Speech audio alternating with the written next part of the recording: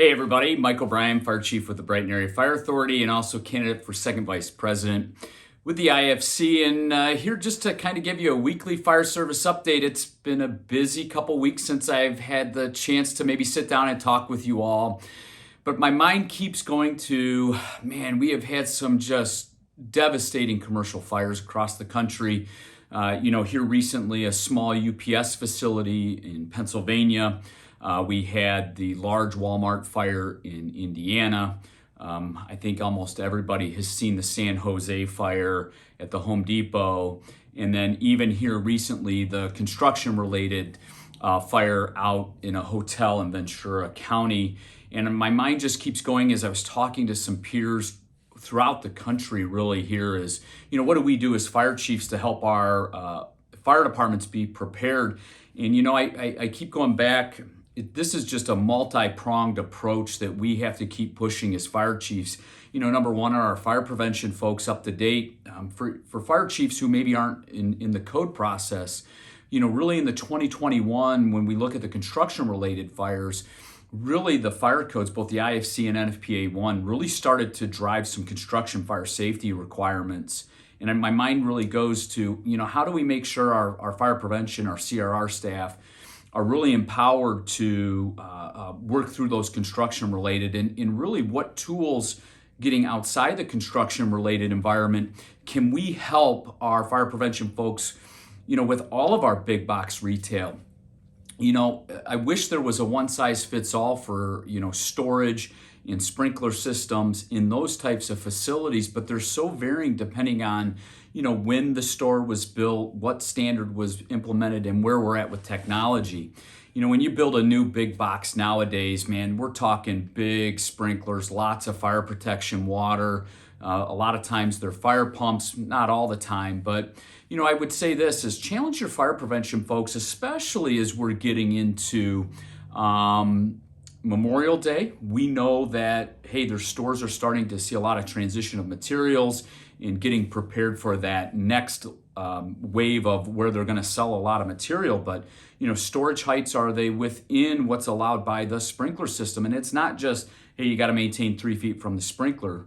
There's a science or there's some code requirements in not only how high can we store to the protection standard, but how do we juggle that? So as a fire chief, great opportunity to have that discussion with your prevention staff. And does your record keeping kind of coalesce? Does it point them very quickly, hey, this store on Main Street, maximum storage height 24 feet, blah, blah, blah, aisle width's this. So, just a tough one for us as fire chiefs, but a great learning opportunity. Number two, now how do we take that and get the right tools in the hands to our operations folks to be prepared and working with these systems? Do we have up-to-date policies in working with automatic sprinkler systems, and have we been training staff? How do we integrate? One thing that came to mind, what are our pre-incident plans showing for these commercial occupancies? And the hardest ones that I think we all struggle with is, what are our on-duty crews and knowing they're first in district with these buildings under construction? And have we started to develop that pre-incident action plan? I tell my staff all the time with pre-incident action plans, it's giving our operations folks a tactical advantage. And anything we can do, fire doesn't fight fair. I think we all know that. But how do we give them the tactical advantage to be successful? So, don't be afraid right now as a chief to maybe kind of push some of those questions, get that coordination, get our crews out with our prevention folks so they understand how the systems work and how they can support them best. But more importantly, I think us as chiefs, we want to reduce that impact of fire, and it's going to take our operational folks, our prevention folks, and really bringing them together to be successful. Last week, a lot of the fire service got together at the Congressional Fire Services Institute. Really a great chance to not only network with our peers and hear some of the greatest things, but to advocate in Washington, D.C. to promote our fire service.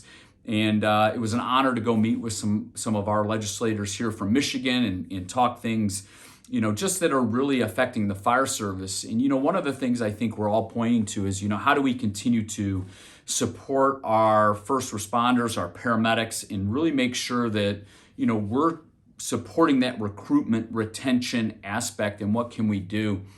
An interesting stat that we had found out here in the state of Michigan is for every 3 retirements, paramedics, we're only getting 1 new one in the system. And I just sat there and was thinking, hey man, what is our job as, for the future of fire service and building that success is how do we continue to break down some barriers to make sure we're getting the paramedics, we need going forward. Boy, we got a heavy lift, but what an awesome opportunity to be up on the Hill and advocate on behalf of the fire service with so many of our elected leaders and to see everybody at CFSI.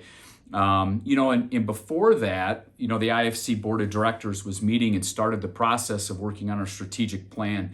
And really one of the most interesting aspects of it was we got a report from Tenzinga, who's working on the report with us, that they had a lot of focus groups where they met with local fire chiefs to bring that input back as part of the strategic plan within the IFC. And boy, it was great to hear what the issues affecting our fire chiefs and, how do we build that into our plan to make sure the IFC is supporting our fire chiefs and our members back home. Part 2, the strategic plan is always a long process. I think so many of us know that from, doing them within our organization. But how do we keep that plan that can be that focus to help us move the organization and the fire service forward as leaders?